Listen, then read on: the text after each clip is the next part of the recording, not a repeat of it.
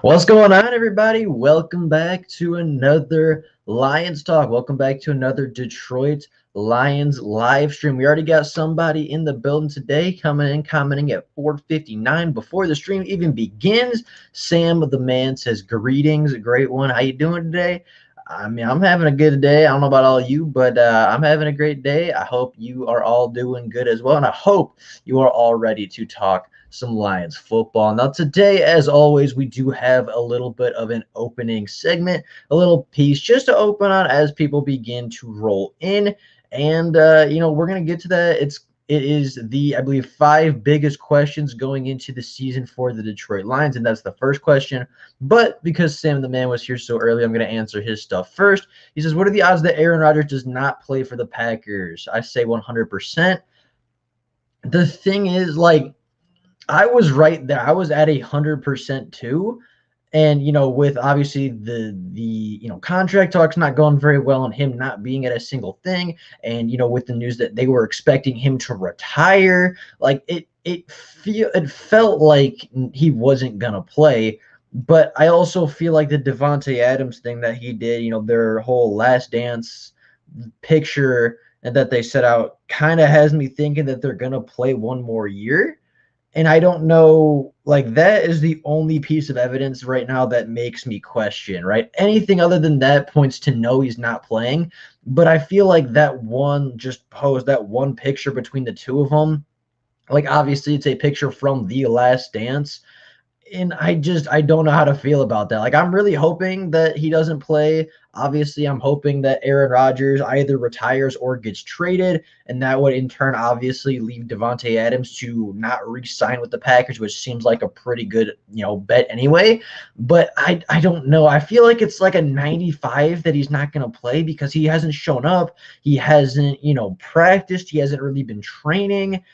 And I just feel like there's no way he returns. But like I said, that one piece of evidence that came out that, like, or that one little thing you could point to and say, that's them saying they're going to go one more year, that kind of makes me question it a little bit. So I'd say like 95%. I'd still think it's not likely that he plays, but if you're a Packers fan, you still do have a little bit of hope for that, which is I don't know, man. I don't know. Aaron is extremely unhappy with the Packers. He's retiring. Like, I feel like that's true, but I also feel like Devontae Adams has been, texting him. I feel like they've been talking, and I don't think Aaron Rodgers wants to give up on his teammates, right? I mean, to me, at least, the way that I see Aaron Rodgers, just based off like some of the things he said and some of the ways he's acted, to me, I don't think he's like a bad guy necessarily. I think that he does, appreciate his teammates, and I think he obviously has a lot of respect for them, as he should. And I just don't know if his teammates, especially Devontae Adams, his like partner in crime, obviously, is going to be able to convince him to come back. But especially considering how unhappy he is with the organization, considering how unhappy he is with the Packers, with the head coach, with especially the general manager, or whoever they have in charge. It just seems like he's so unhappy. I don't know how he could come back and will himself to play like another season, even if Devontae wants him to. And then at the same time, right, if Aaron Rodgers isn't playing, does Devontae Adams just sit out? Does he ask for a trade? Does he force a trade? Or does he just, sit out for another season? That, I think, is also a thing to maybe look at. I would expect him to play, but he's also said he doesn't want to play without Aaron Rodgers. He's trying to force the Packers to trade him. I think he is too, but in the same breath, like, I don't think that is financially available. Like, I don't think that's an option for them to do, because you look at, I can't remember the exact numbers, but if the Packers trade him, and we can go to Over the Cap to actually find this out, but like, if the Packers were to trade him, they would face, or he would face a lot of, the Packers would face a lot of dead cap space if they were to trade Aaron Rodgers. And obviously, they're not going to cut him, right? They're not going to release Aaron Rodgers, because if he's not going to play, he's either not going to play at all, or they're going to trade him. But I don't know how it's going to work, because the Packers, I feel like, don't really have the money to trade him, because they would face, I think, like a dumb amount of cap space, a really, really stupid amount of cap space. But at the same time, if he retires, he's going to give up a lot. Yeah, so if the Packers were to trade him right now, and I'll put this back up on the screen, they would face $40 million of dead cap. So they can't cut him. And then if you go to trades, they would face $31 million to trade him. So I feel like that financially isn't an option for them. Financially, they're not going to be able to do that. So I feel like Aaron Rodgers and the Packers in general are just in a very strange position because they can't cut him or trade him because the Green Bay Packers organization, I don't believe, has $40 million to spend. I think they're under the cap as it is. Look at the Lions rocking a good 18, but the Packers are like the fifth worst team. They're at 5 million. They would be 25 over the cap for trading away Aaron Rodgers. And I feel like they're at a point as a roster where they can't really afford to do that. Because if you look at the roster without Aaron Rodgers, it's not a Super Bowl caliber roster, right? It's not a even deep playoff run kind of a roster. They are that way because Aaron Rodgers is as good as he is. They are a true playoff, borderline Super Bowl contender because Aaron Rodgers is playing at an MVP level. And even Aaron Rodgers playing at an MVP level could not help the Packers surpass the elite teams of the NFL.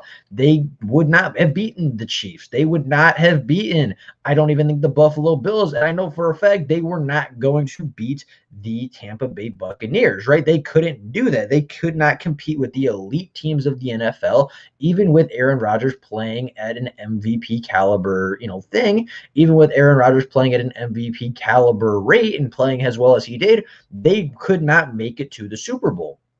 So, the Packers without Aaron Rodgers is not going to look very good. And we saw this team. We saw the Packers without Aaron Rodgers when he got hurt, and they were a 6-win franchise and struggled to beat the Detroit Lions with Matt Patricia. Like, they couldn't do it. And if that's the case, I don't think that team is that much better right now than it was a few years ago when Aaron Rodgers was actually hurt.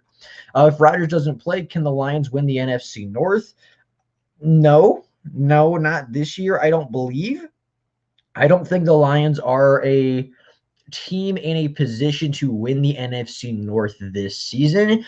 To me, they have a lot of really good foundational pieces in place. They are going to give a lot of teams a very difficult time. But at the same time, I think the Lions have a tough enough schedule and just they are a young enough team where you can kind of point and say they're not quite ready yet, right? Their coaching staff is all in their first year. Jared Goff is in his first year in Detroit. You have a young offensive line. You have, some really young players and some really good foundational young players at that, right? Frank Ragnow is young. He's experienced, obviously, but he's young. Penei Sewell is really good, but he's a rookie. Jeff Okudah has a lot of potential, but he's a second-year player. DeAndre Swift is a second-year player. TJ Hockenson is a third-year player. They're young. They're very good. They're very talented. But at the same time, they are either young or even the veteran players on this team are relatively inexperienced. So I don't think they're quite in a position to make a run yet. I don't think they're quite in a position where they feel or that they can actually, win the NFC North. Even if the Packers are sitting somewhere at 6 wins, I believe that the Minnesota Vikings all around are the more complete team in the NFC and in the North, at least, right?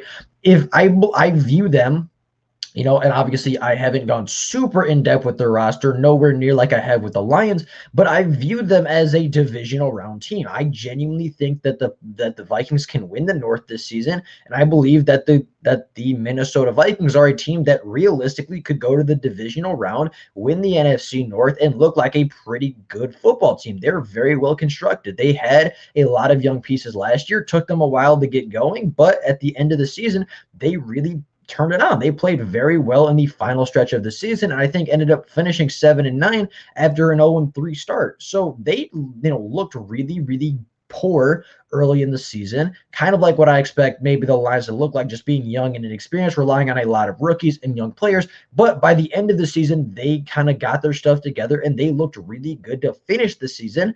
And this year, they're going into that with a lot of those still young foundational pieces, but those pieces now have that year of experience. They have even more talent that have been brought in, and now they look like a team that is going to go out and win the North. And that's kind of what I expect the Lions to be next season, right? They have their foundational pieces now. This is a year for them to gain experience. This is a time for them to get playing time, kind of catch up to the speed of the NFL. And then next year you have all those foundational pieces. You then build upon that with obviously an extra year of experience for all the guys here right now. And then you go on, hopefully finish the year strong this year and go into 2022 with a lot of momentum carrying you to possibly an NFC North championship.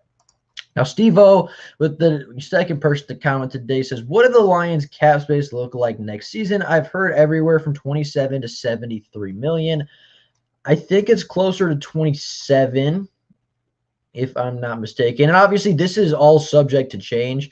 The Lions cap space has gone from bottom 5 in the NFL to top 5 in the NFL, this offseason alone. So, it's all over the place, and this is obviously going to change a ton depending on who they resign, who they cut, who they bring in. But as of right now, at least over the cap is projecting it to be 22, which seems really, really low. But at the same time, like I said, it can change, and the Lions always seem to find money when they need it. So I don't really know right now. It's a very tough question to answer. Over the cap projects 22, just under 23. Yeah, just under 23. But again, that can fluctuate a ton from now to the beginning of even next season.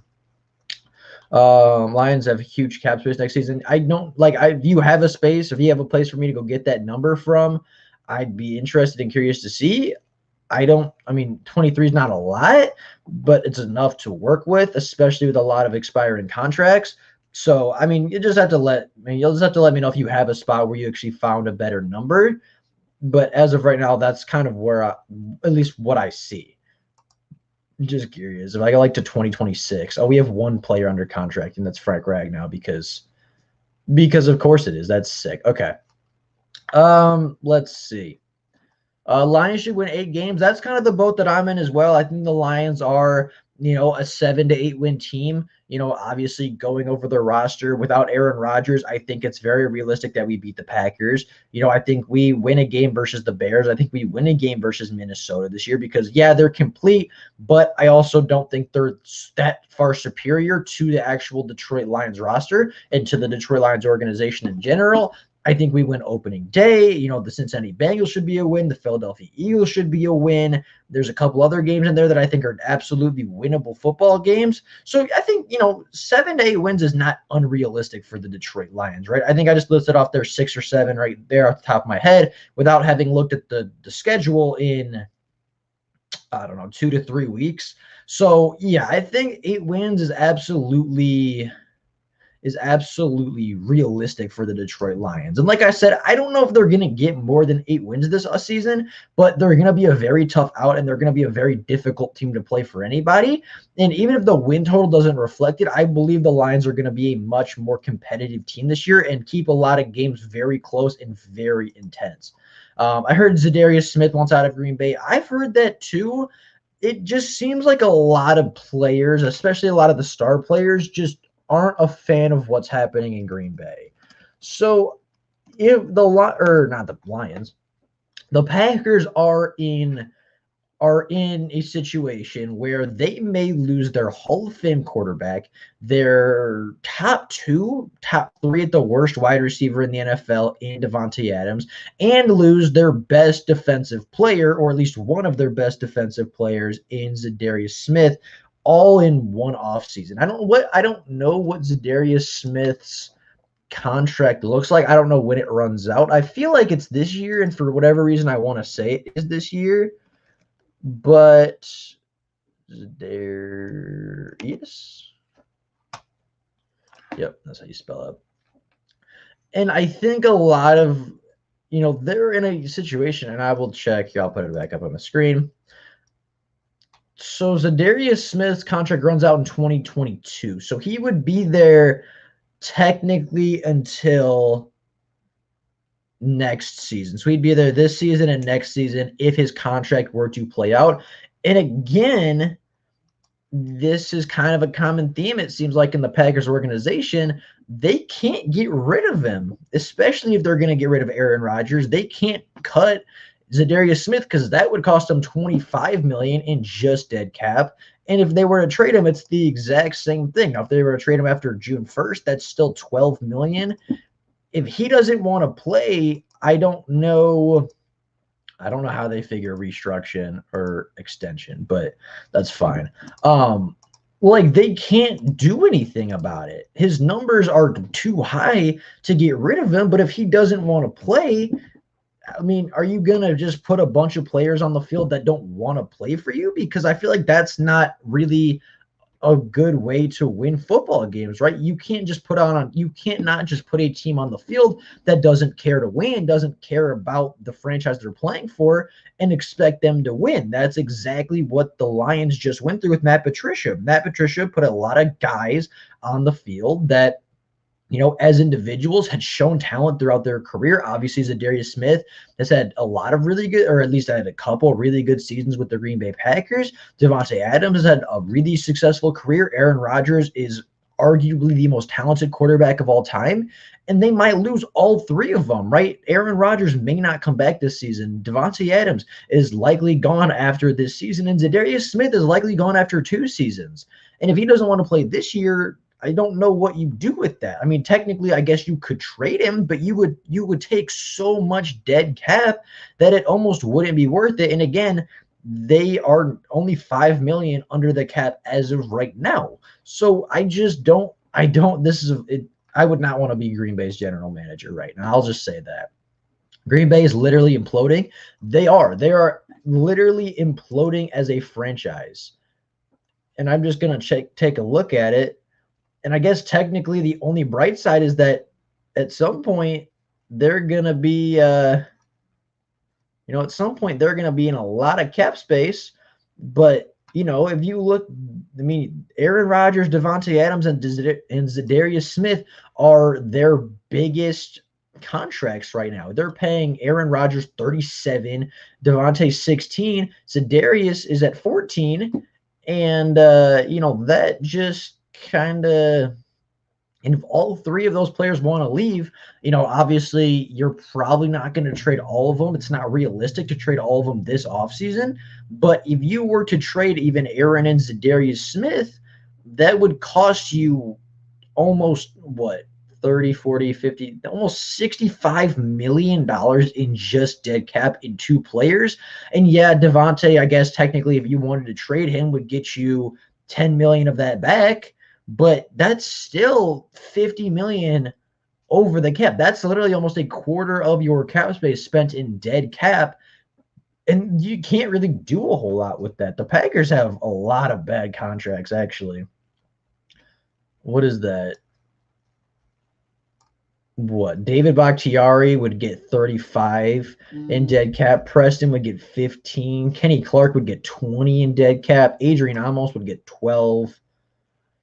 Billy Turner would get almost 9. Aaron Jones, which they're not going to cut, would face 13. Jair would face 17, almost 18. They have a lot of players with some not very good contracts. Jordan Love would face $10 million in dead cap, which they're not going to get rid of him. He just has a high dead cap number. They are not in a great spot. They are really, really not in a position to succeed right now.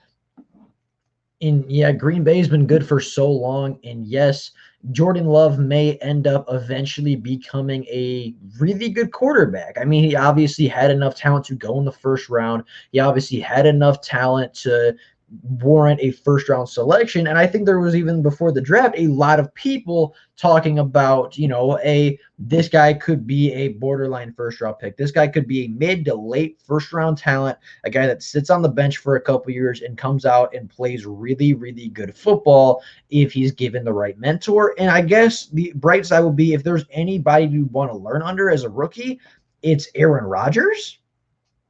But, I mean, other than, there's not a lot of bright spots for this. There's not a lot of good things happening for the Green Bay Packers.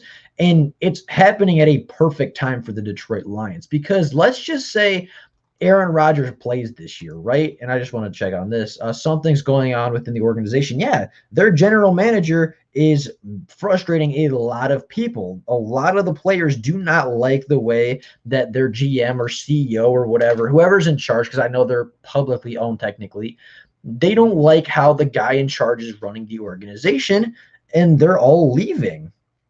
And again, I'm going to go back to what I was just saying. If this could not be happening at a more perfect time for the Detroit Lions, because let's just say worst case scenario, Aaron Rodgers, Davante Adams, and Za'Darius Smith all play this season for Green Bay.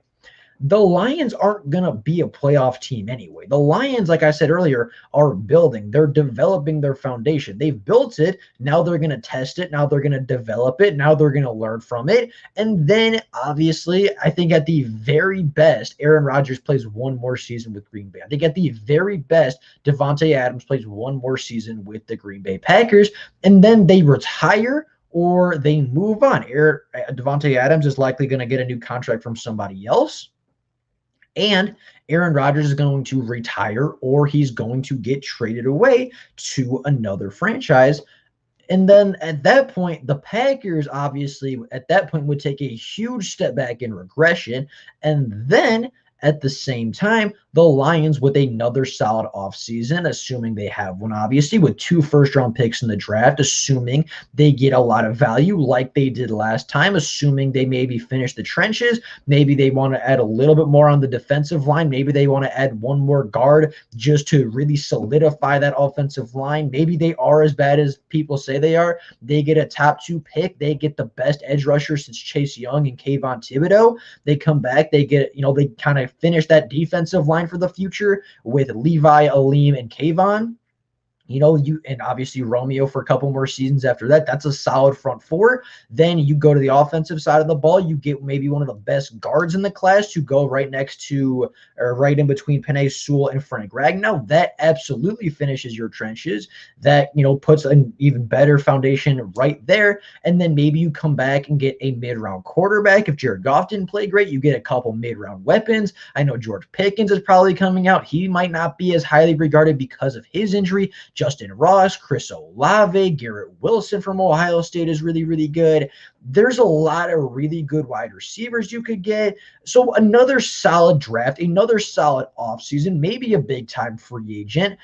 And, the Lions get that much better, and then the Packers get that much worse. And right then and right there, you're going to have a 2-team race in the division for Detroit and Minnesota to kind of battle it out to see who can win the North, with both of them being legitimate playoff contenders this season or next season, of course.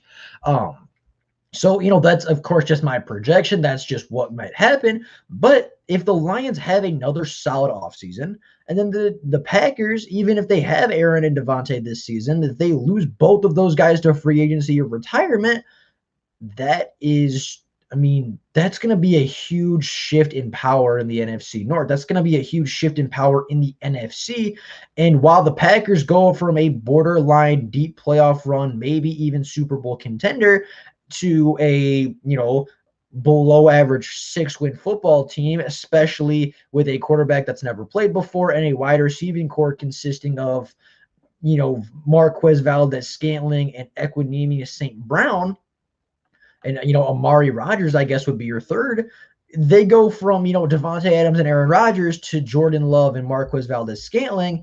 And yeah, they're not going to get the criticism that Detroit got, even though they would literally be in a worse position than Detroit was this offseason. And then they're not going to have any money either. So that's going to be a big shift in power. I don't see, again, I think there's a small chance that Aaron Rodgers returns, but I don't think it's a large one. I don't think it's a very big one. And honestly, I don't know. And like one Pride 40 says, they have not been drafting well over the past couple seasons. We've done, in the last video, we did a, just kind of a re-looking at the Packers' last couple classes. They haven't really had a good, full, solid class of rookies that have all been impactful or helpful or even good since like 2017, 2016.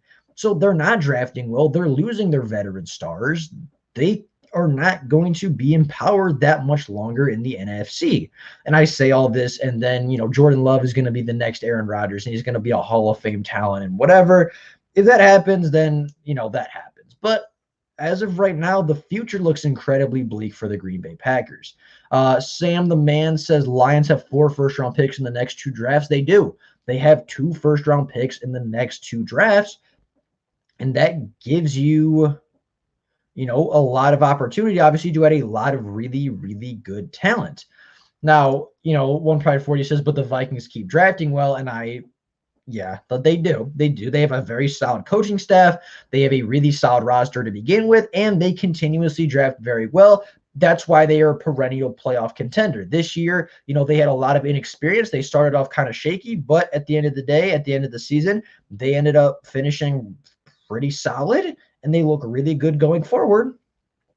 And yeah, like you said, the Vikings draft really well. They've been drafting very well. Their front office has been really good for, 4 to 5 seasons at this point. They've just been a really good, solid, stable organization, and they've had success with that. And, I think they're going to be the Lions' biggest rivals going forward. I think it's going to be, at least for the next couple seasons, a 2-man race until Justin Fields eventually does work out for the Bears. I think it's going to be a 2-man race between Minnesota and Detroit. And Minnesota is going to come out on top sometimes. Detroit's going to come out on top sometimes. But I think it's going to be a fun rivalry to watch.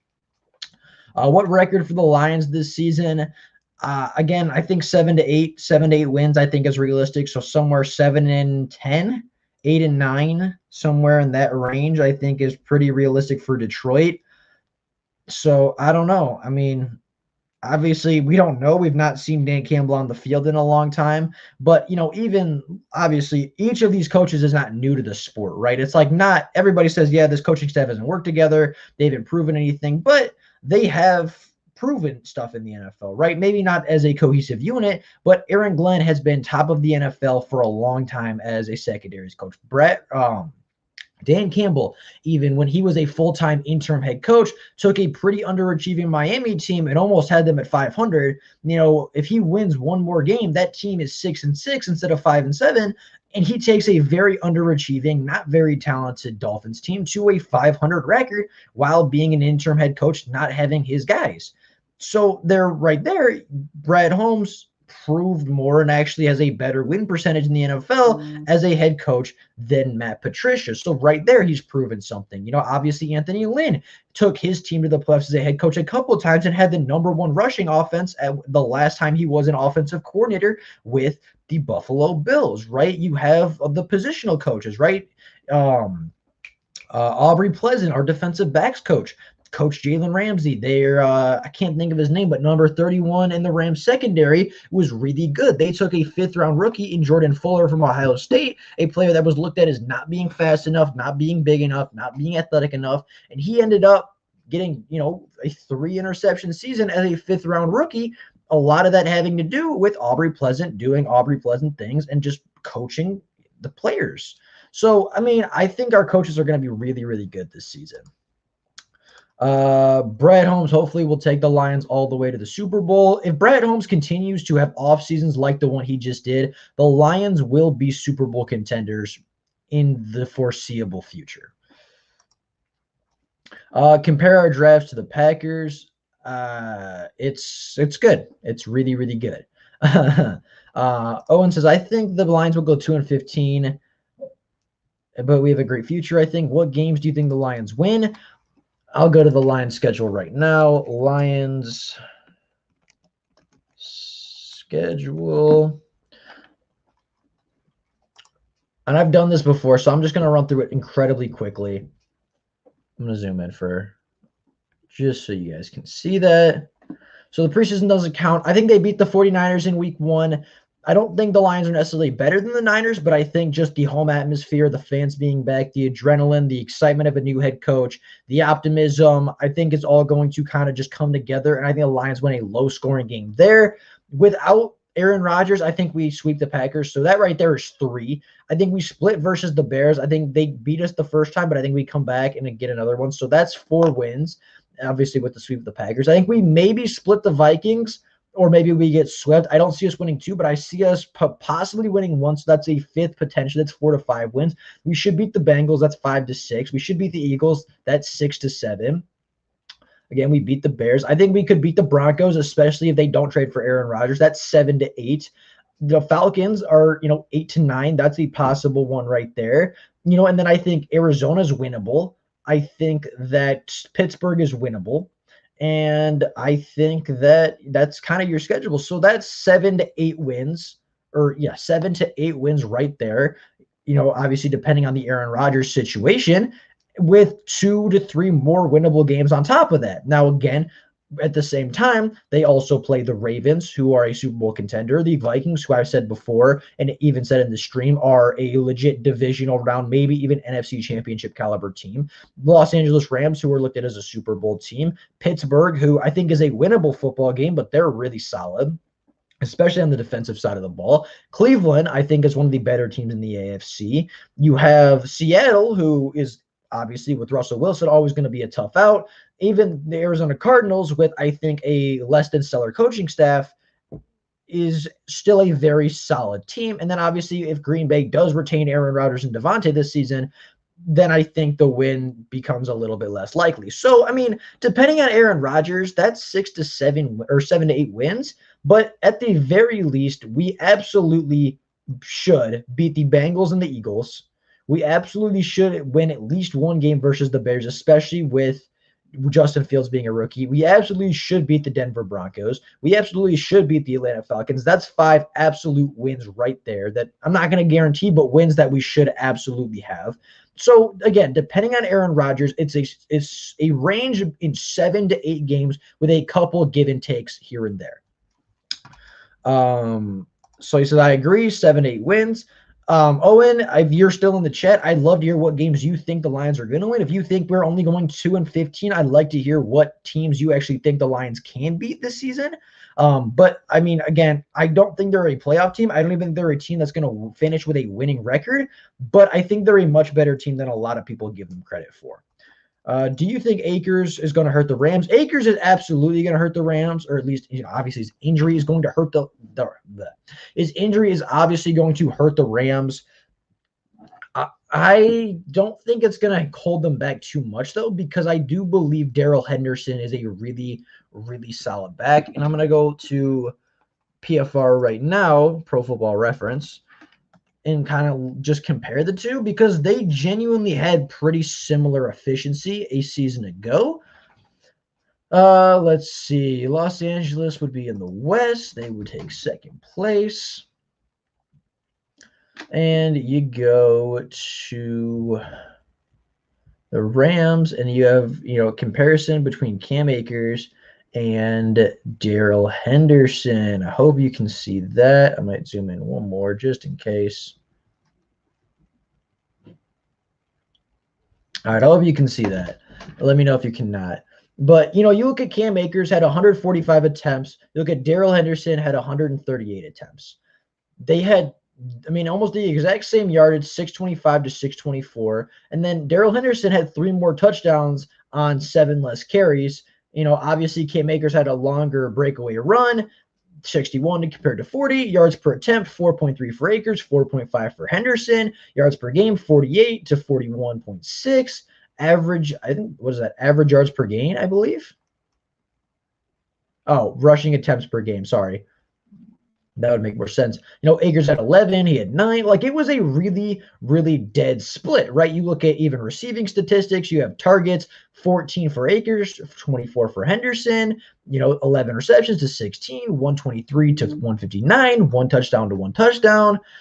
It's genuinely, he's a very good running back, and they put up almost identical statistics. So say you even just give Darrell Henderson half of Cam Akers' workload, that is borderline a 1,000-yard running back season right there. So, I think it's going to hurt them, but I don't think it's going to be like an Achilles heel, like they can't win without Cam Akers, if that makes sense. I think we went against the Falcons and the Cardinals. So you think we beat the Cardinals, but you don't think we beat Cincinnati or Philadelphia, who are not even arguably are worse football teams. I agree with you that we are going to win those games, or that we can or should win those games, but I don't see how we would beat a genuinely very well constructed Cardinals team, even with a not great head coach. And, also then at the same time fail to the Cincinnati Bengals, who have a far worse coaching staff and a far worse roster. Same thing goes with the Philadelphia Eagles.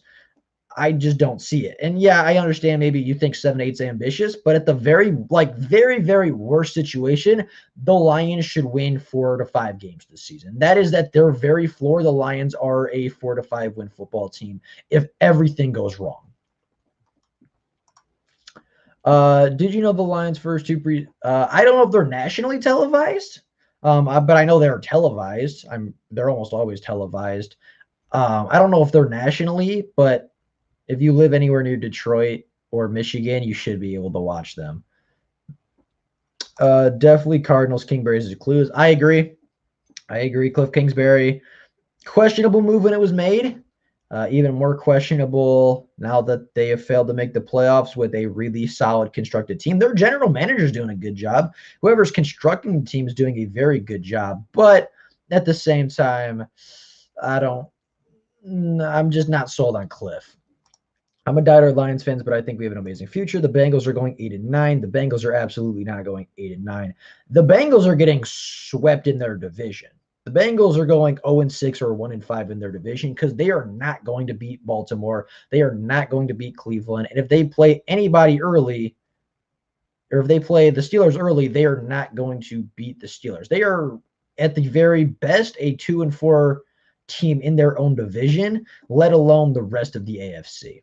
So, I mean, that's my opinion personally, but I just don't see it. 8-9 is pretty ambitious for the Bengals, especially with that offensive line and not knowing if Joe Burrow can actually stay healthy, taking the hits that he's going to take this season.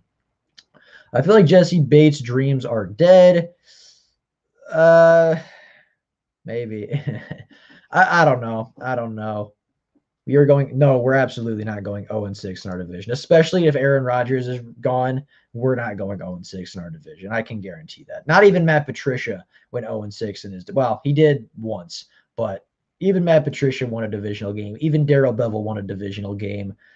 We're not going 0-6, or we're not going 0-6 in our division. I can promise. Lol, the Bengals are garbage. I think they actually have a decent future. They have a lot of really good skill positions, and Joe Burrow is very good. They just got to build up the offensive line and protect them. If they can do that, then they're going to be fine. Other than that, they're really not. How in the world are we losing to the Bengals? We're not. I don't see it. I don't think we lose to Cincinnati.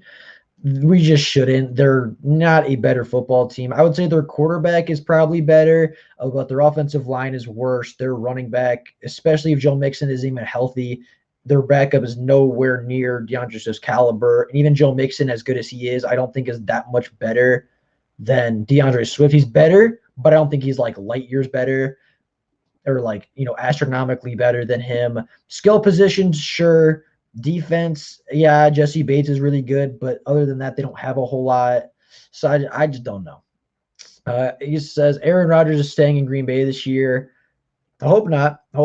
It's possible, but I just don't see it. I mean, like I said before, he's just so upset with the organization. I don't think it's realistic.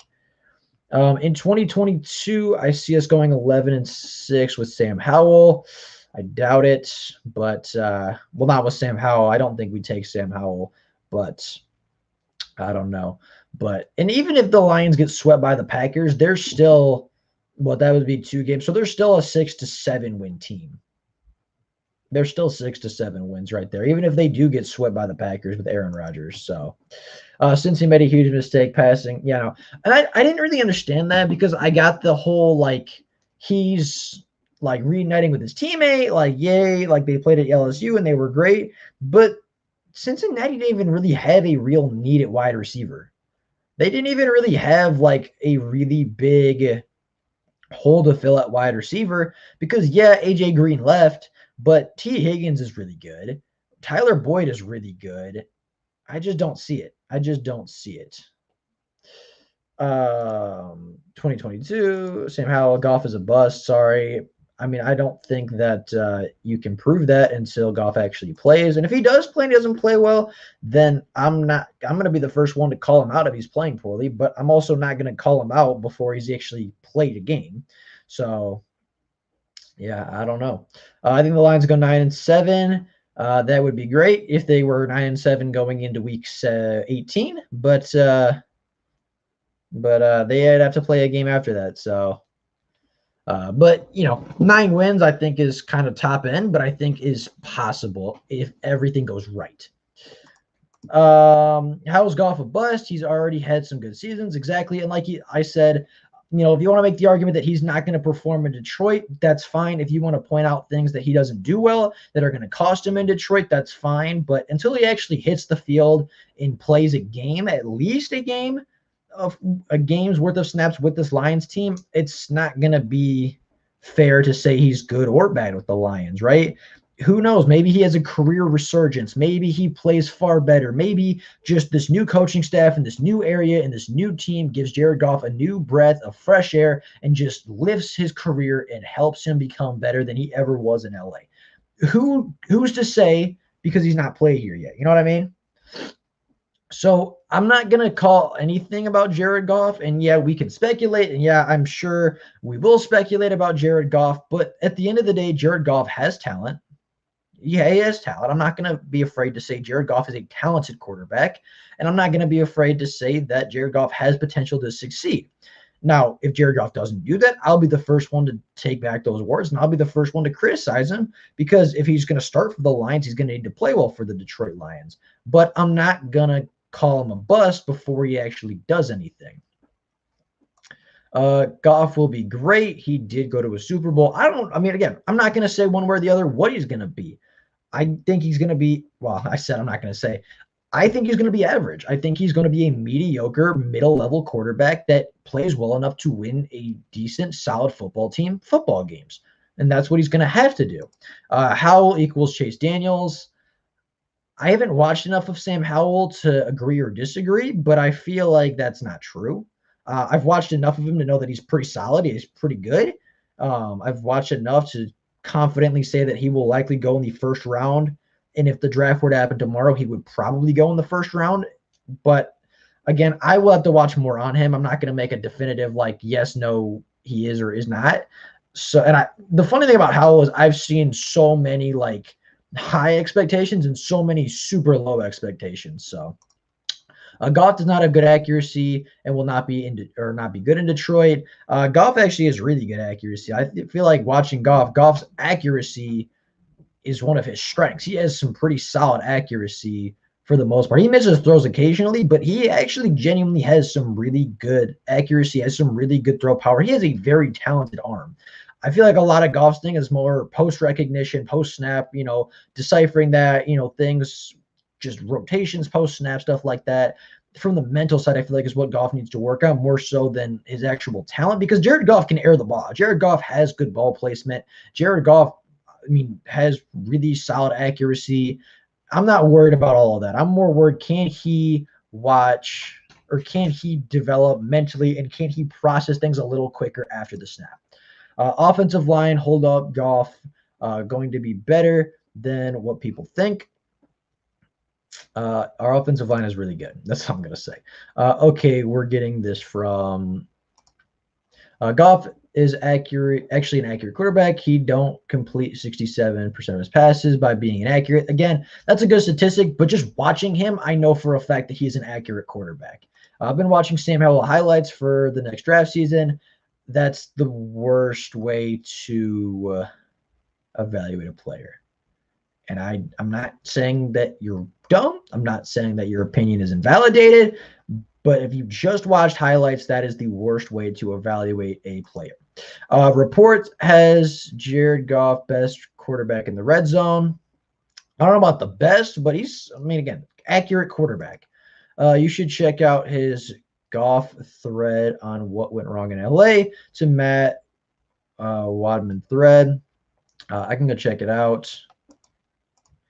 Goff's problem is making mistakes under pressure. That's another thing. I think he needs, again, kind of a post-snap thing, like dealing with pressures, kind of identifying that, and just kind of sitting in the pocket, I think is where he struggles more so than like accuracy. Because when everything's on schedule, Goff looks like a borderline top 10 quarterback. When everything's on schedule and there's no, disruption, when the offensive line works well, when his wide receivers open, he looks like a top 10 quarterback and has the talent to do so. And when the play works, right, when the play that Anthony Lynn or Sean McVay drew up, when that all works, it's he looks phenomenal. But it's when things go off the rails that he kind of gets a little questionable. Highlights don't mean absolutely jack. Watch film. Yeah, I mean, you could give me a player and I could make a highlight film and make them look like a good player. And I don't even I enjoy making highlight videos, but I am no master editor or anything like that. I could find a video and make just about any single player outside of an offensive lineman look good at their position. So highlights don't really mean a whole lot. Goff had Sean McVay the GOAT. Sean McVay is absolutely not the GOAT. Sean McVay was really good for about 2 seasons and got figured out relatively quickly. Are you sure McVay is the GOAT? He's not. Trust me, Sean McVay is very overrated. He is. I think he's still a good head coach. I think he's still probably, I'd say, top 10 offensive minds in football, but he's definitely not the GOAT. He's definitely not the best.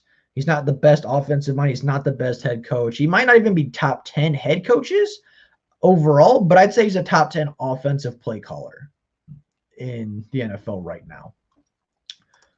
He's the new Stafford. We need a better quarterback.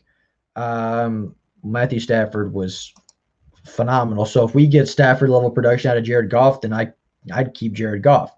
I think McVay makes the reads was holding Goff's development back. I think that's true.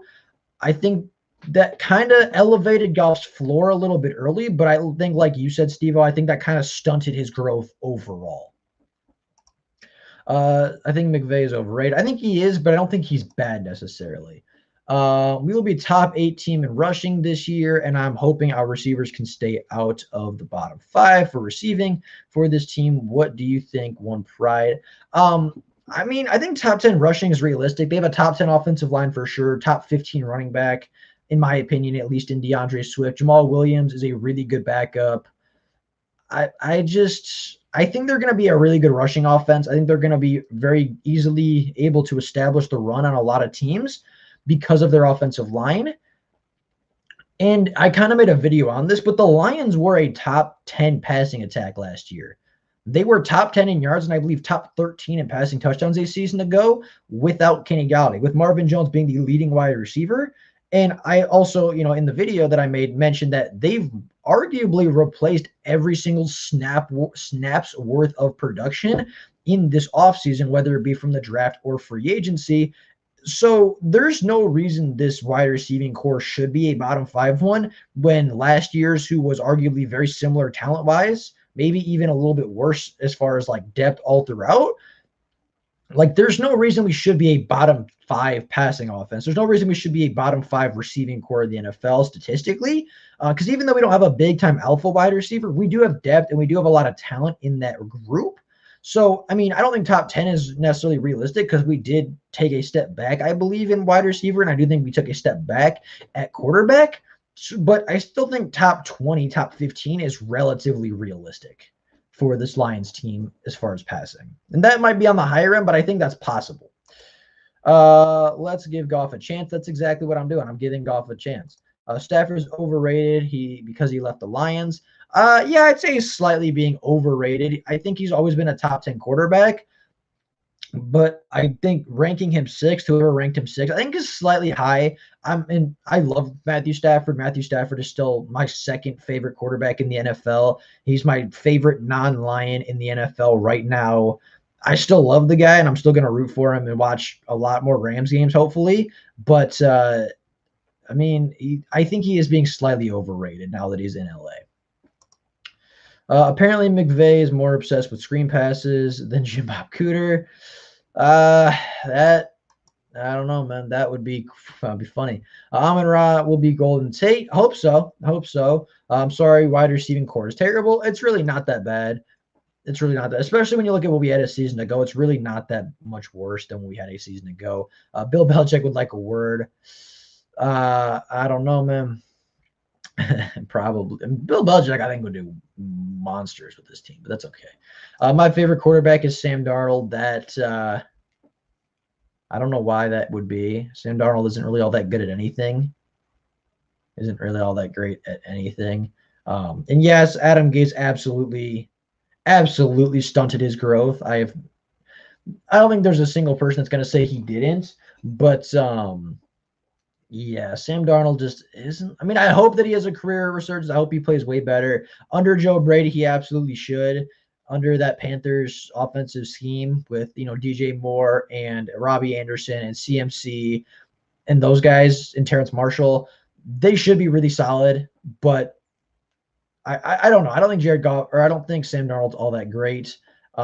He says Sam Darnold's better than Jared Goff. I can promise you that's not true. Especially if you want to talk about proven players in the NFL, that's absolutely not true. So sorry to tell you, that's just not how it is. Sorry I'm late. Oh, hey, everybody is very, very open, and everybody is okay to express their opinions.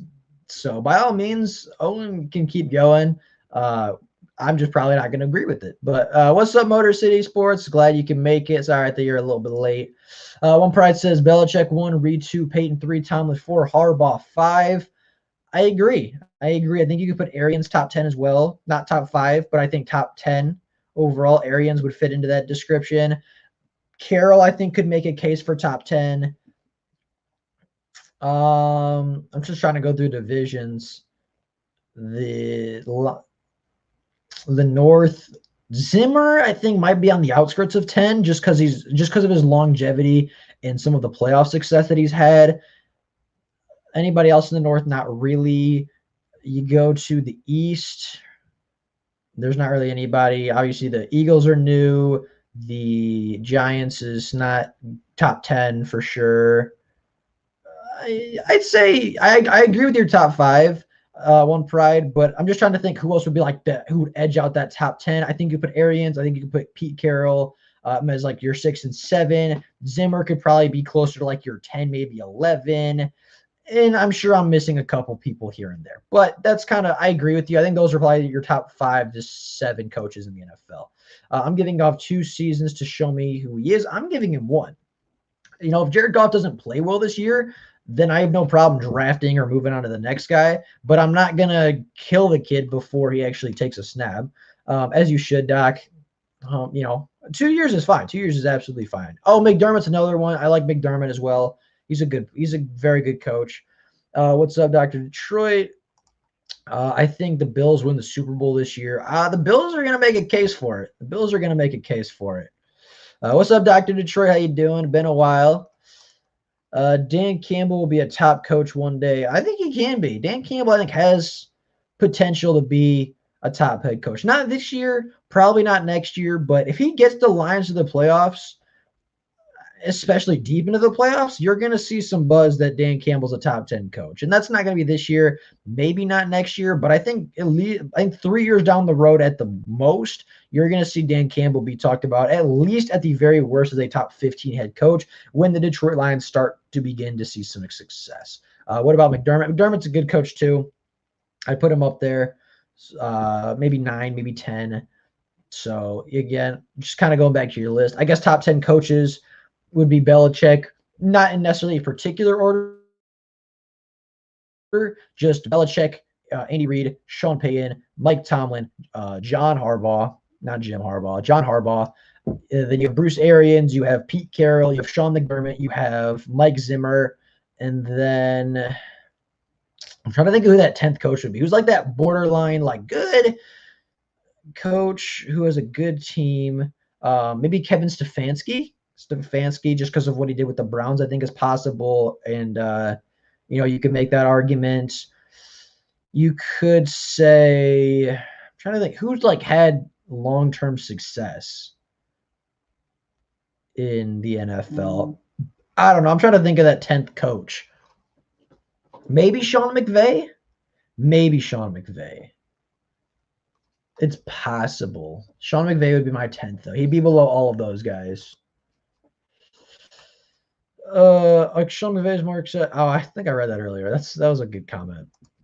I think the Lions will make the playoffs in 2022, and Dan Campbell will be a top 10 head coach. When the Lions make the playoffs, they will be looked at, or Dan Campbell at least will be looked at as a top 10 head coach. Let's see. I'm just looking at like what other coaches there are. Buffalo we covered. Miami, Brian Flores was really good, but I'd like to see another good season before I say he's top 10. Belichick, obviously, Saleh's new. We've gone through the north of the AFC. Tennessee, Mike Vrabel, I'd put up there. I'd put Mike Vrabel top 10. I put him up there above McVay. The Indianapolis head coach is really good. He's been there for a while, I feel like. So maybe him. Sean Payton, again, very good. Shanahan's a good offensive mind. Flores for Miami is pretty good, young. Yeah, he's really good. Obviously had some success this season. Like I said, I'd like to see one more season. I'd like to see how he develops Tua, how he kind of replaces the pieces he lost on defense first. But if next year, especially if they make the playoffs next year, I would not be afraid to put Flores in the top 10. Obviously, Andy Reid would be up there. We talked about Arians. I like Carolina's coach, but he wouldn't be top 10. Atlanta's is new. So, yeah, that would be my 10. I would say your 10th guy would probably be Mike Vrabel. How do you think Jeff Okudah this year? I think Jeff Okudah is going to take some big steps, especially with Aaron Glenn, especially with Aubrey Pleasant, especially with the additions on the defensive line like Levi and Aleem and Michael. He's going to take some big steps this year. He's been getting healthy. He's been working really hard. He's been working out with some really fast wide receivers to kind of, get down that, technique of just sticking to a guy that's faster than you. I know he's been working a lot with Brashad Perryman this offseason. I know he's been showing a lot of good things at camp. He's been very vocal as a leader. That's the one thing that I think is the biggest as far as his development is he's been a leader on the field at least throughout mini camps he has been. So I think Okudah is going to be great this season. He's going to be, I think, maybe arguably a top 15 cornerback. I think he's going to be a true number one by the end of the season. And I don't know exactly what the Lions wide receiver schedule looks like. I know in week 1, there's nobody crazy. It's Debo and the kid out of ASU scored a really nice hurdling touchdown versus the Eagles. It's Brandon Ayuk. That's his name. They don't really have a number one, like true alpha wide receiver. So I think that's kind of a good, not warm-up game, but kind of a good ease-in game for the NFL season.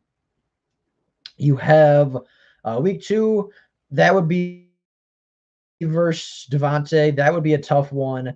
But if he's used at all properly, he should look much better this year versus Devontae than last. Week 3 versus Baltimore, he should be able to match up pretty well versus all those guys.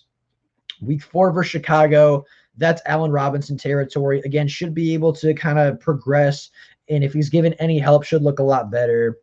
I like the Lions. I think the Lions got a chance at 2023 Super Bowl.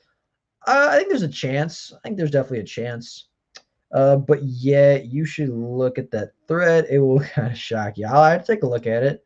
Okay, great one. I've got to go. Great live stream. Have a good night. See you later, Sam the man. You don't got to keep calling me the great one, but I appreciate it. And I'll see y'all later. I'll see you later, I suppose, because we're still going to go for a little bit. But it was good to see you, man. Thanks for being early. Thanks for getting the whole comment stream going, I suppose. So I'll see you later, buddy. But yeah, I mean, I don't really know. Like you said, going back to Owen's comment, I think the Lions get a chance at 2023 Super Bowl. I think they're possible. I don't know. Obviously, it's going to depend on like where the Vikings are and where the rest of the NFC is. They're going to be a good team. They're going to be a solid group. Obviously, they're going to be like playoff contenders for the North. And I think they're going to be in contention for a Super Bowl. But I don't know if I want to say that they're obviously not favorites, but I think they got a good chance. I think they do.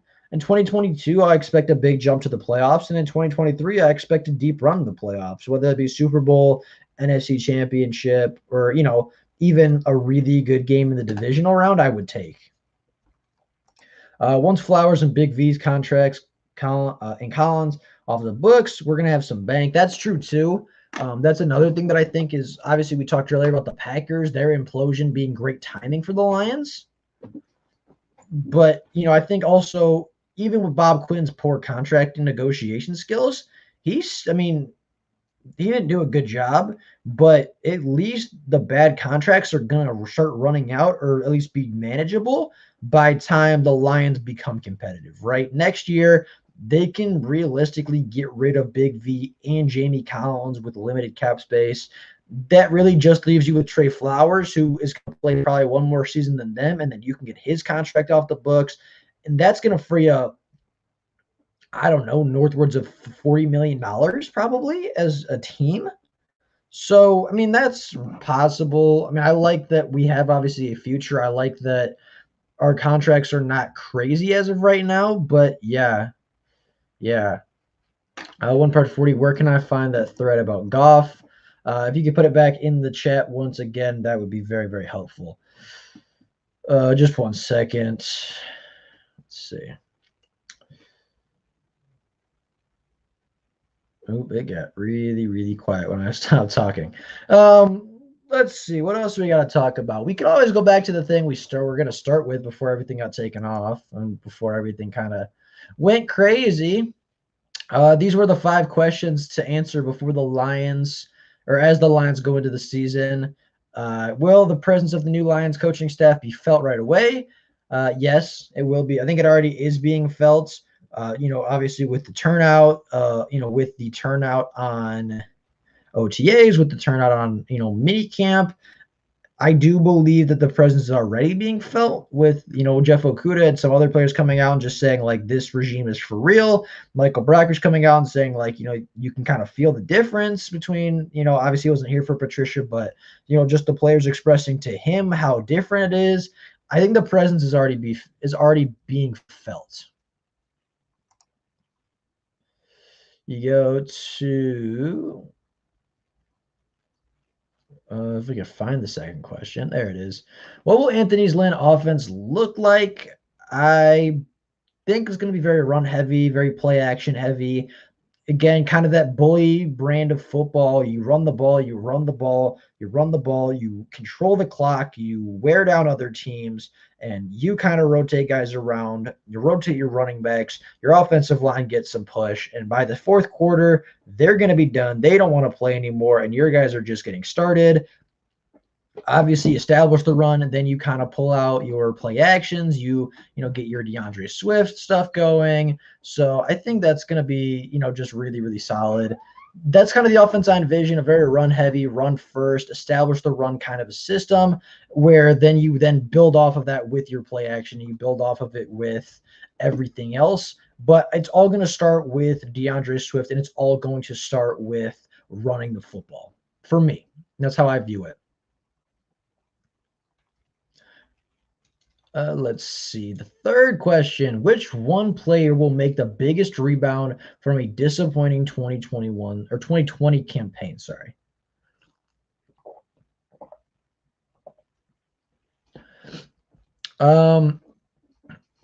There's some good ones. There's some good players to be looking at here. Jeff Okudah is an easy one to point out. Tracy Walker's an easy one to point out. I think Trey Flowers could possibly bounce back and have a good season. Big V's an interesting guy who could possibly have more success in his second year with Detroit than in his first.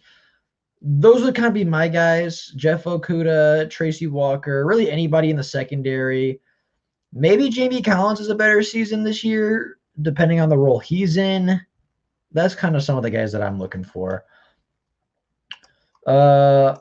I wonder if there's going to be some air raid in the offense since we have since it's what Jared Goff ran at Cal. I think it's possible. I think they've said more it's going to be like West Coast, which, to be totally honest, I don't know what that entails. I'm going to look it up because I feel stupid not knowing. NFL West Coast offense.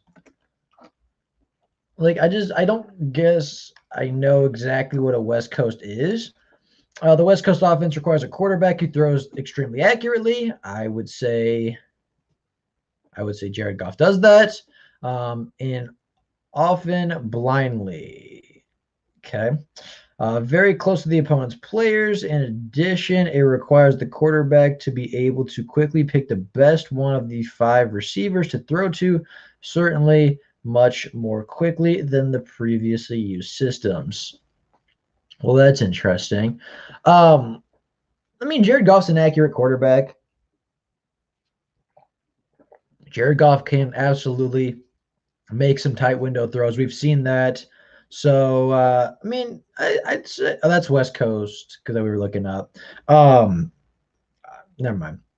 I've read Air Raid and then I thought West Coast because West Coast is what I've heard, but Air Raid is kind of that question. I think we could run some Air Raid as well, but I don't know if that really goes with your whole run first, big, strong, mean, bully offensive line.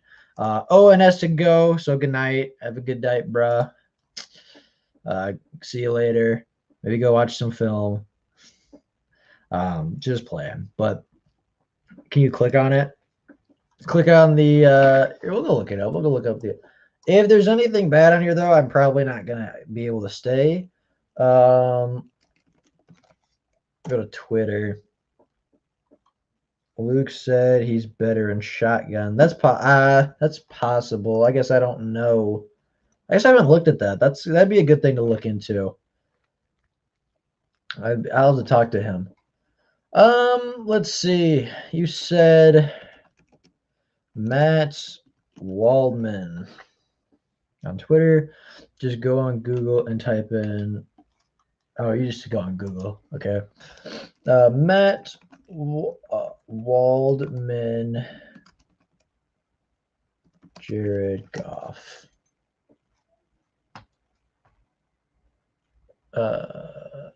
Jared Goff thread.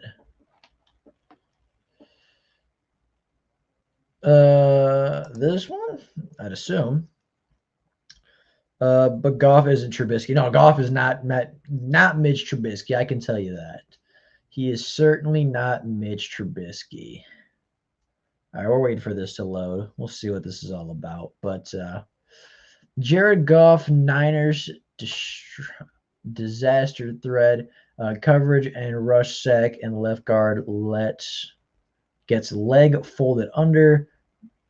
Goff scams 3 wide receivers, but no time to hit the third option. I would assume that means scans 3 wide receivers, not scams, but okay, I didn't see the beginning of this.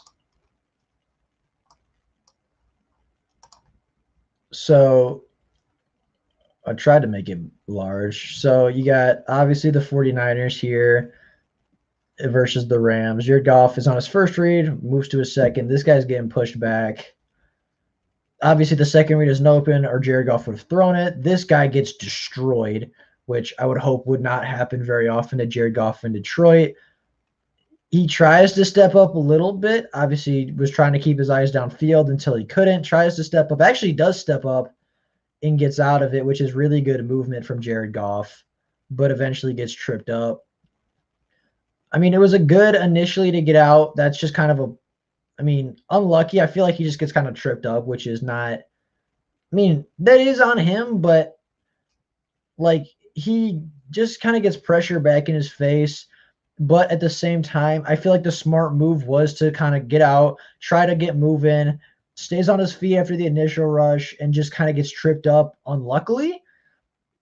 And, that obviously is a sack that might not look great. And this is a good look at the wide receivers. He was likely looking at this guy first, moved down to this route. Obviously, neither one is really open at this point.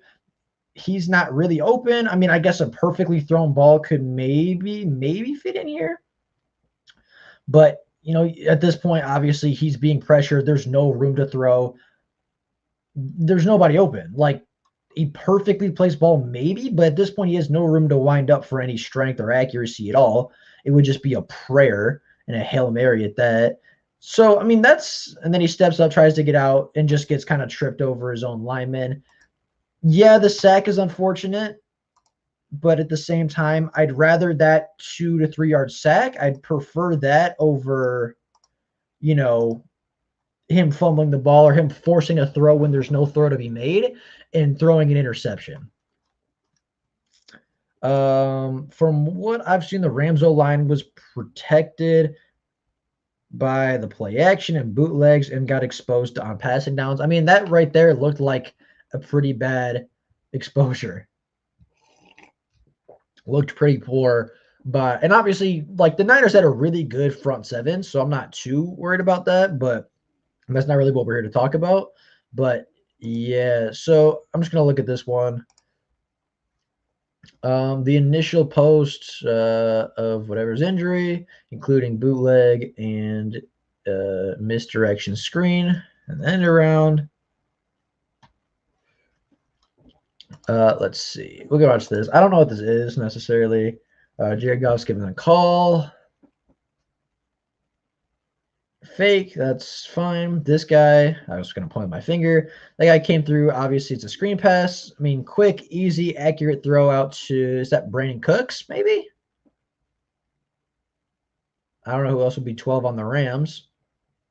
And those kind of look like older uniforms. I believe this is Brandon Cooks. But again, just kind of, easy fake, good play design, got the linebackers to move, got everybody to look. Quick, easy, accurate throw, 7 to 8 yard pickup, keeps the offense on schedule. I mean, obviously, Jared Goff didn't have to do anything otherworldly, but at the same time, executed it fine, executed it very well. Niners foil a screenplay. We can watch this. If it ever, expands, there we go. I want to start from the beginning. So you got a play here, play action, linebacker steps up. This guy's kind of getting pushed in the backfield, their right tackle. The linebackers are staying pretty sound. I don't really know what he's freezing for. This guy, obviously free rusher, which is not good. It was a screen pass to begin with, which I should have known. I mean, Jared Goff with a guy in his face does deliver the pass. I mean, right, you look at it here, play action. Is that Nick Bosa coming? I don't know if that was Nick or not. That is Nick Bosa. So with Nick Bosa in his face, makes, an accurate throw right to Everett's chest. And, that's again, good throw, good decision by Jared Goff. Doesn't end up working out for him, but not a bad play, not a bad read, and not a bad throw nor a decision from Jared Goff. Just a very good, sound defense from the Niners. Third consecutive screen attempt on this drive. This should be interesting. So I'm going to, again, go back to the beginning. And this, again, I just thought of this. He is at a shotgun here, so that's kind of something to look at too.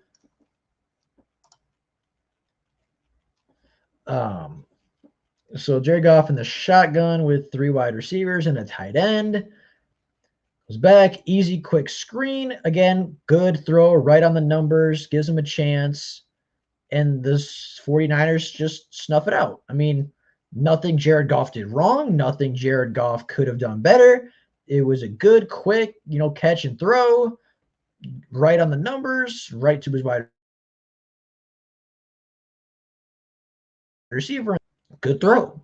Executed it exactly how the play was designed. There was nothing wrong with how Jared Goff played that, even if, again, it wasn't necessarily the biggest play. When your coach wants to run offense like he's controlling a video game and takes options away from players who should have them.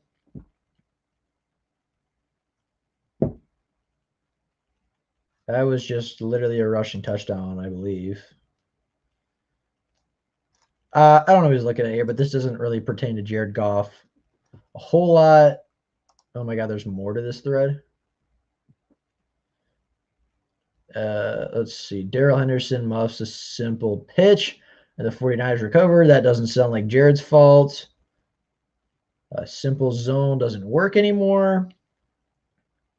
Yeah, that does not look like it's working very well. Again, not on Jared Goff. Kind of a poor play call. Or just a great play call if you're got a, if you're the Niners. This kind of got me injured. I don't know what this is. Luke's in the building. What's up? I just saw you. I've told people Goff is not total to blame. Yeah, from what I've seen, Jared Goff, at least in this game, was not really to blame. Jared Goff draws back. That seems like a lot of pressure. That's 1, 2, 3, 4, 5. That's 6 rushers for 6 linemen. 66 is doubling for whatever reason when he shouldn't. Jared Goff has pressure in his face, got stuff not going very well, not going his way. Does throw it, does get the pass off with a player open. And yeah, he misses. I'd like to see Jared Goff hit that, but at the same time, pressure's in his face. Like, he did see it, but he didn't really get to step into it. Was getting hit while he threw. Yeah, I guess you might want Jared Goff to get that off a little quicker to complete that pass. But at the same time, his first read was very clearly this guy, was very clearly the top of the screen. He's not getting open, which it is what it is. He comes off, and this is literally just as Jared Goff switches. So right as Roberts is coming open, this is not even a second after Jared Goff came to the second read. He's getting hit, and he saw it, and he threw it as soon as he saw it. He just happened to be getting hit, and the ball was underthrown slightly. Partly on Jared Goff, yeah, but to say Jared Goff is a poor quarterback because he can't throw while getting hit isn't necessarily great. Well, Luke, the thread told me a lot. If Goff has time to throw, he will be all right. I don't understand the nonsense that Goff can't run an offense. I've never really understood that either. I think Stafford might not have a great season in the Rams offense. I don't know. We'll see. Look at when the pressure is coming and they are long routes and bad down the field at distance. Yeah, again, that's something as well. Let's just watch this. So play action.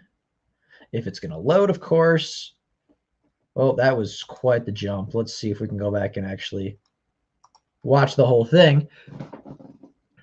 But so we got to, looks like it's going to be a play action from what I can see at least. This guy's already getting beat. This guy gets beat immediately, and Jared Goff takes a sack before he ever turns his head, which is not great. So you have Jared Goff, whose head is turned away. This defensive lineman is almost as close as Jared Goff's running back. Nick Bosa murdered this guy and ended his NFL career early. And then it looks like DeForest Buckner beat his guy. And the only player actually doing his job properly is the right tackle this time. And even he gets beat. So Jared Goff doesn't actually even take a full step after the play action. I don't know if he does.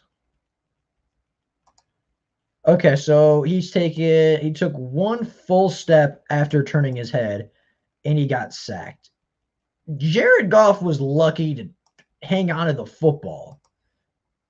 I mean, he got hit from behind, got hit from the blind side immediately after a play action. I'm actually genuinely shocked Jared Goff did not fumble that football. I'm surprised that he kept it. Look at this play. This is kind of fun. I enjoy this. I got to find more tape to watch. So right here, Jared Goff in the shotgun. It's going to load again.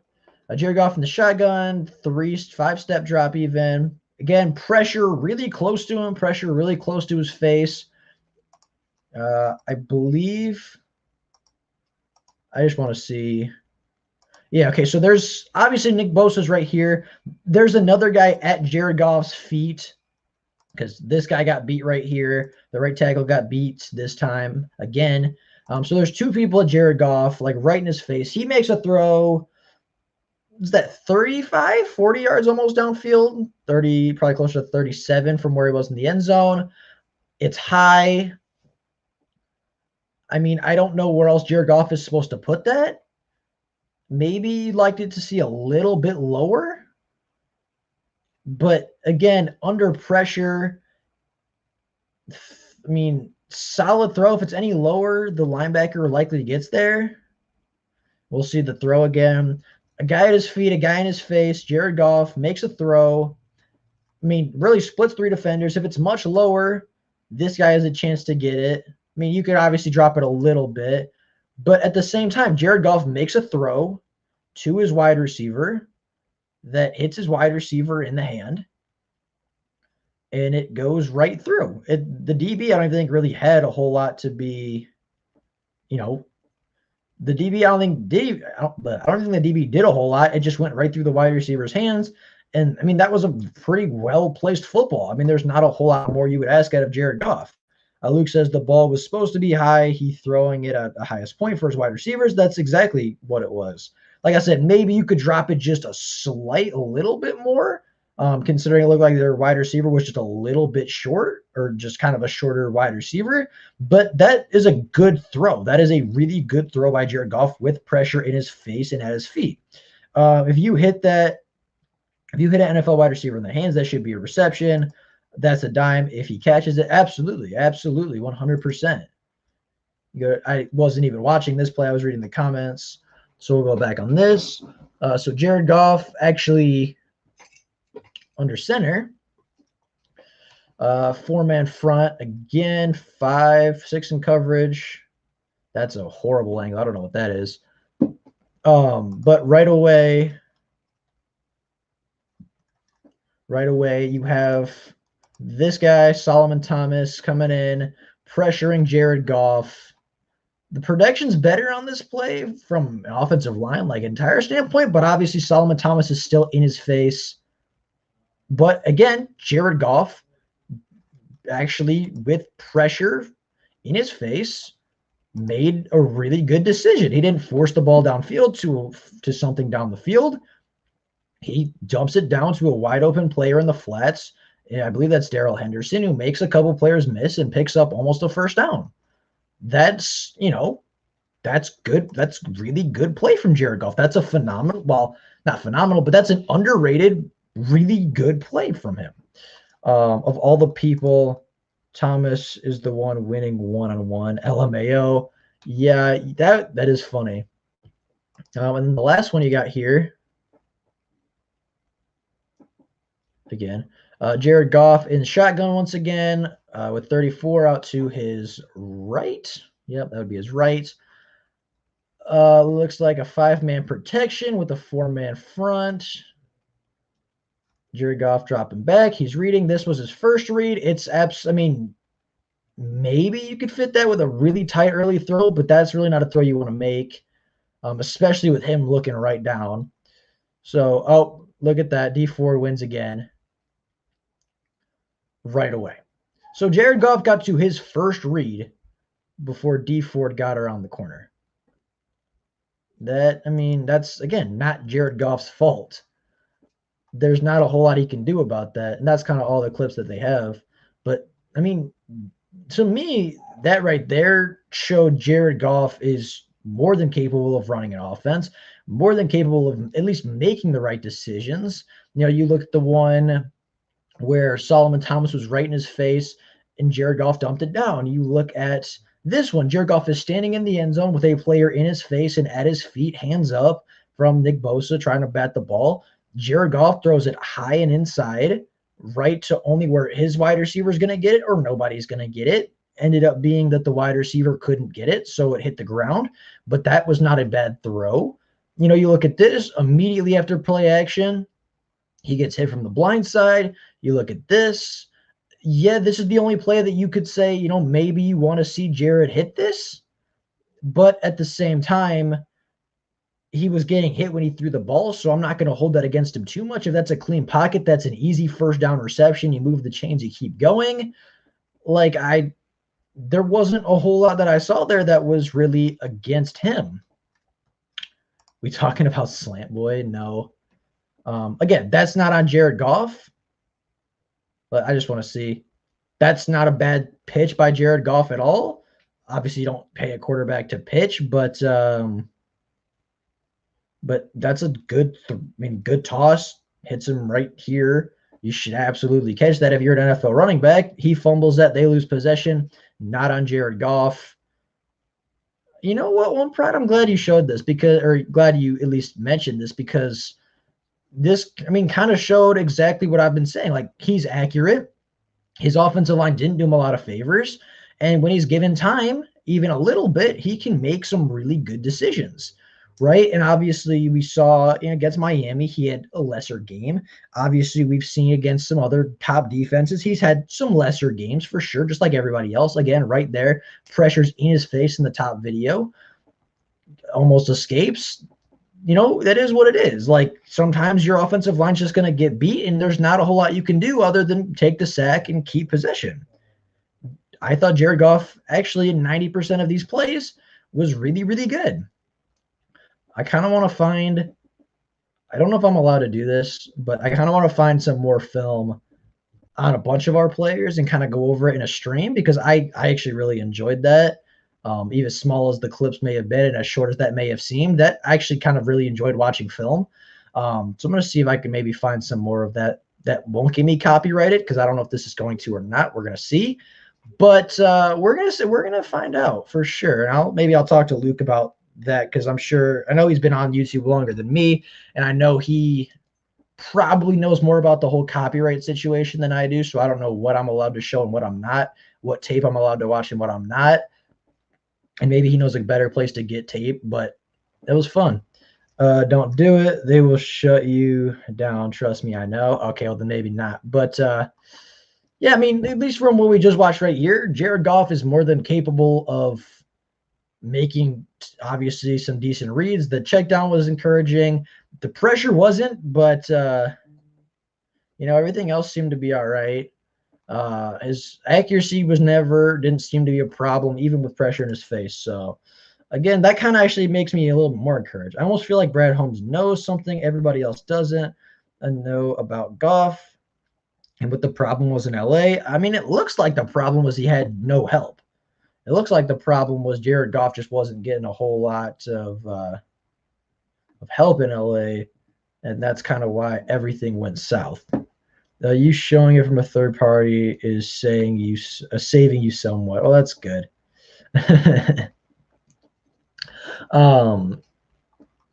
But yeah, from that, Jared Goff seemed fine. Go to Matt's YouTube channel. He has a couple of golf videos on there. I'll have to watch that. I'll have to watch that at some point. But yeah, I know what you meant. But Jared Goff, again, I'm not gonna judge him positively or negatively until we see him on the field. But from everything that I have seen, I'm pretty encouraged. I'm pretty okay with that. It seems like everything works for him. Seems like there's absolutely a system that can help get him right. And if Anthony Lynn can run that system, then we're going to be just fine. If Anthony Lynn can run that system where Jared Goff gets some play action, Jared Goff can make quick decisions, obviously he's not being hit within half a second of snapping the football, I see no reason Jared Goff can't be successful with Detroit. I see no reason Jared Goff can't be the future. I see no reason Jared Goff can't be a long-term quarterback. Will he be? I don't know. Obviously, we're going to have to wait and see. We are 3 weeks away from NFL play returning. We are 6 days from camp and 3 weeks from preseason game 1. So I don't know. We'll see. We'll see about that. But yeah, Jared, I'm excited, man. Jared Goff is a good quarterback. Jared Goff is a guy that can win you football games. He's a guy that can make some tough throws, and is a guy that as One Pride 40 had put it right here, clearly throws a lot of screen passes. So we might see a couple of those here and there in the Lions offense. So But yeah, camp starts Tuesday for the Lions. I thought the first day was the 31st. No, I know the rookies came in today, but I thought actual training camp started the 31st with all the veterans. Maybe I'm mistaken. But maybe there was some change up. Detroit Lions training camp. I guess if anybody would know, it would be the Lions, huh? If Goff turns his career around and Holmes hits on those first two picks, I think we're looking the biggest fleecing ever. Yeah, I wouldn't disagree with that. Would not disagree. Yeah, so this says the 31st right here on their website. So I think it's the 31st. I haven't seen 27th anywhere, but like I said, I know the rookies arrived today or yesterday. I know the rookies were there. I know they're at Ford Field or not at Ford Field. They're at Allen Park right now. So that might have been what you read, but I don't know. From everything I've seen, it's still the 31st on that Saturday. Well, I guess this coming Saturday. That's crazy. I won't be like that Dallas Fleece. Maybe not, but I mean that it'd go down in history as one of the better ones, especially as his first move. I don't know if that was his first move as the head coach or not, or his first move as the GM or not. But if I said Dan Campbell, and I almost said Jared Goff. If Brad Holmes' first move as a general manager turns into a franchise quarterback in 2 hits at first round pick, that's going to go down as one of the bigger fleeces of the NFL, especially if Stafford doesn't work out. Cowboys didn't get their starting quarterback in that trade. That's fair, but I feel like they did get a lot more capital out of Herschel Walker, and obviously built a dynasty around that. So, yeah, I think there'd be an argument to be made. I believe should call their training camp. That'd be funny. You can't even see it. I just realized that that's not actually on the screen. This is what I've been looking at and referencing for the past 5 minutes, why it has not been on the screen. And this is their phone number and email that I was joking about calling, even though I absolutely probably could. I kind of want to go to one of these training camps. Like, I have nothing to do until August 15th. So I might have to just pull up. I don't know. It'd be fun. It'd be sick. I'd love to go to a Lions training camp and watch and see, obviously, everything go down in real life, in real time, but just seeing it and evaluating it for myself, I think would be fun. Yeah, but they got the whole team or a whole team. That's true. Anybody going to training camp? I'm thinking about it. I want to go. I do want to go. Obviously, I can't go to the 31st. I can't go to the 16th or the 17th ones. But, I mean, August 2nd through 11th, I'm not doing anything. So I might have, that would be really fun. I don't know. We'll see. We'll see. I'll obviously, I'll update it. I'll put it on Twitter or Instagram or something if I actually end up going. But I don't know. What would be really fun is if we did a live roundtable from training camp. That'd be sick. That'd be really cool. I've been trying to go to one of their camps. They're early as hell. I mean, some of them, the one, I guess just one of them is, the one I can't go to. Oh, no, that's not true. The one on August 9th is 1:30. It's 2:30 to 4:30, but you get in at 1:30, so that's not that bad. But yeah, the other ones, gates open at 7:30, practices at 8:30. I live, a ways from Allen Park, so that would be an early wake up. But the one on the 9th, low key, would not be that bad. Monday, August 9th, we might have to do that one. That would be fun. But yeah, I don't know yet. I want to go. My goal would be to go. That would be so much fun. Maybe we even live stream. I don't know if I'm allowed to live stream from there, but it'd be fun. But yeah, training camp starts as early as the 31st of July. In I thought the Lions' first preseason game was August 17th. Maybe it's the 16th. Oh, well, no, it's obviously not the 16th. I could have sworn the Lions' first preseason games were the 17th, the 21st, and then something else. Oh, it's the 13th. Okay. 13th, 21st, 27th. Okay, so I had it incorrect. I thought it was the 17th, the 21st. So they play on Friday night, Saturday night, and Friday night again.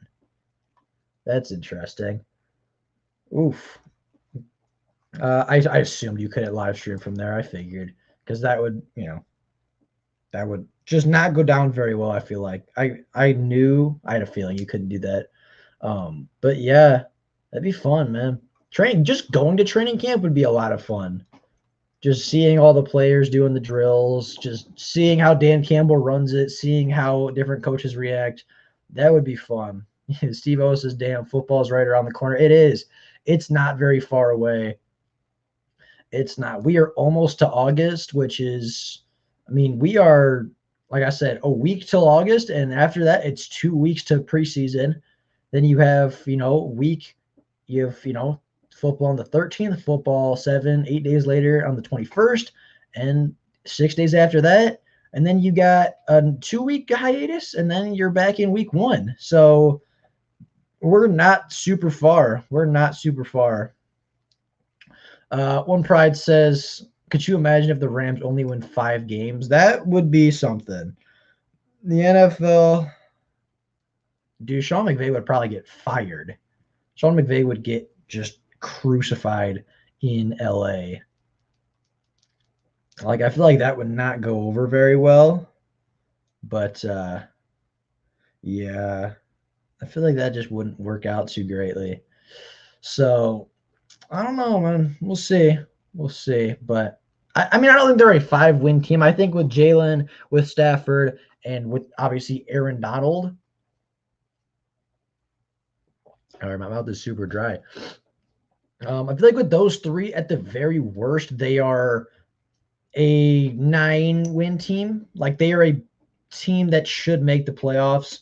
I don't know if they're like a Super Bowl contender or even deep playoff run team, because I think they do have some problems mainly in that offensive line. But at the same time, I don't view them as a Super Bowl roster. I view them as a playoff roster, but not a Super Bowl one. It would be hard for that defense that good to win just 5 games. Yeah, that's kind of what I'm saying, but still. Eagles fans think they are beating even though they getting curb stomped. Please don't live stream anything. You will be put out. LOL. I'm not going to. That defense will regress. I think it's going to regress, but obviously a defense with Jalen and Aaron Donald is still going to be a defense where that's going to win you some football games. Like, yes, it may regress, but at the same time, it's still going to be good. It's still going to be very solid. I actually don't know what their linebacking core looks like, and I can actually go look it up right now. LA Rams depth chart. I don't know. I got into the Lions, guys. I might be able to get away with some stuff. But I'm just kidding. I'm not going to live stream any of that. Obviously, I wouldn't be able to, and I'm sure it says at the gate, no video cameras or anything like that. But yeah, this defense is not going to – this team is not going to just win 5 games. We'll go through it.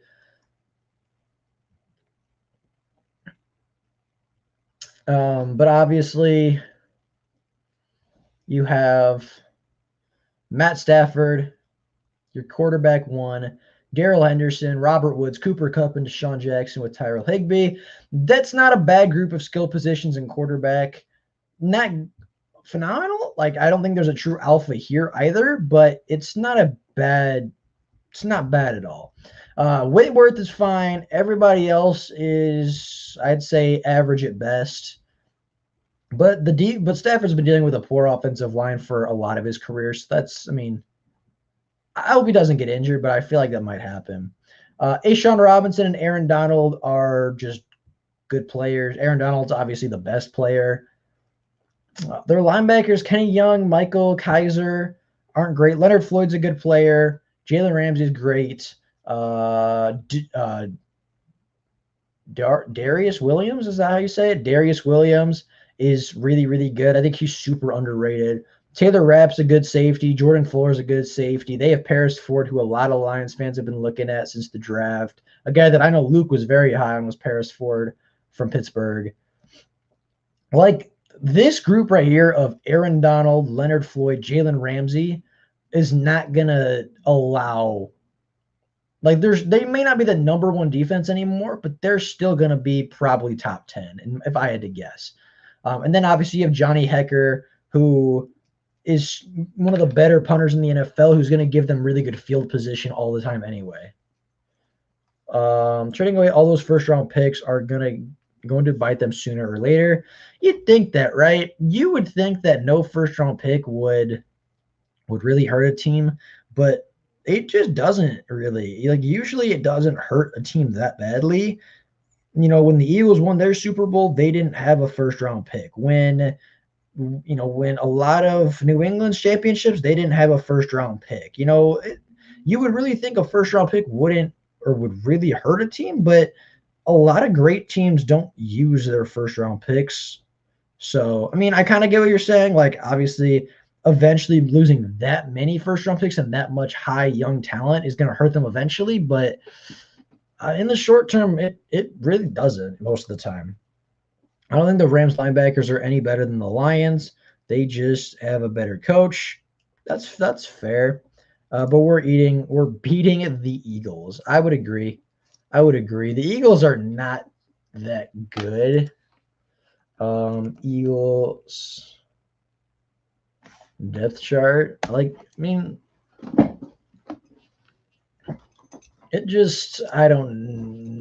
not really what I wanted. I was going to say, the ESPN should literally, that's not their depth chart. I clicked on it, and that's not what it is.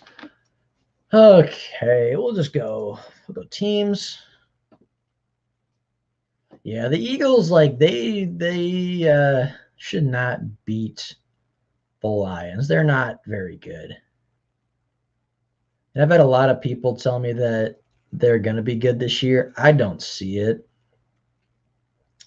I just don't. What team are we looking for? We're looking for the Philadelphia Eagles. That's the one. But to me, Jalen Hurts isn't all that good. I think he showed some promise. I really do. But at the same time, I don't think Jalen Hurts is what he is. He's a mediocre, okay quarterback. I don't think he's anything special. He kind of got figured out within his first 4 starts. I believe he started 4 or 5 games last season. Started out real hot, against the Saints, but just kind of got figured out by the end of the first season. And I don't think he's going to develop enough to where he's going to come out and be a true threat. Miles Sanders is good, but this offensive line, it's okay. Lane Johnson's good. Jason Kelsey's good. Brandon Brooks is fine. But, the left side of that offensive line is questionable. Receivers, Devontae Smith is good, obviously. Jalen Reagor's not. Travis Fulgham was good for 3 games. Greg Ward is a great story, but he's not really all that. Their wide receivers aren't great. Their defense, Derek Barnett isn't phenomenal.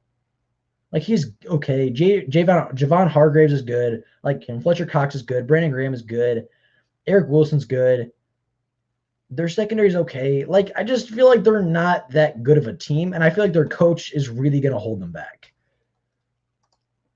The Eagles have a decent roster. They just need Hurts to not make mistakes. They're okay. They're not great at anything, I don't feel like, but they're not, I will admit, they're not as bad as I thought they were. Jalen Hurts, not great. Like I said, Miles Sanders is good. Devontae's good. The rest of their wide receivers really aren't. Dallas Goedert's fine. Dillard isn't great. These 3 are good, but they're old, and these 2 are injury prone. Jason Kelsey's just kind of a machine. Barnett's solid. Hargrave is good. Fletcher Cox is obviously great. Brandon Graham is obviously great, or obviously very good. Singleton isn't great. Bradley's not very good. Wilson's good. I wanted the Lions to get him. Darius Slay, we know. McLeod, not great. Harris, Steven Nelson, meh.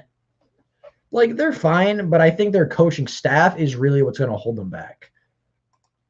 Hurts will really have to count on his legs to make plays. Yeah, and that's kind of what he did last year, and it worked early, but didn't really work well later in his season. So, but I think that's all we're going to do today. We've been on for an hour 45. My throat is starting to hurt, and just I think it's a good ending point for the stream. But I appreciate everybody that came out. A good turnout today. Had some familiar faces, had some new faces, had some interesting conversations for sure. But I think that's what we're gonna call it today. Hope you guys enjoyed the stream. Hope you guys enjoyed watching a little bit of film. Hope you guys enjoyed talking some Rams, some Eagles, obviously some Green Bay Packers about Aaron Rodgers. Hope you guys enjoyed all of it, because I surely did. But with all that being said, that's all I got for you guys today. Thank you all so much for watching. Until next time, and as always, go